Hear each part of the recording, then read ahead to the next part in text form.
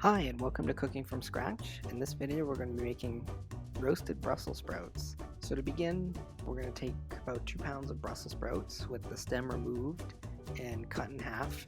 And once our Brussels sprouts have been washed and prepared, I'm going to go ahead and add our other ingredients. So to this I'm going to add a juice of 1 lemon. I'm also going to add 3/4 cup of olive oil, as well as a 1/4 cup of parmesan cheese, 1 cup of breadcrumbs, and then about a teaspoon of salt and pepper to season. I'm going to combine all of these ingredients together until the Brussels sprouts are nicely coated, and then I'm going to put them into a casserole dish and bake them at 400 degrees for about 20 minutes. When these come out of the oven and they're all nice and crispy, I like to squeeze another fresh lemon right on top, and it really accentuates the flavor. And here's the finished product: roasted Brussels sprouts. If you like this recipe, remember to like and subscribe for more content like this.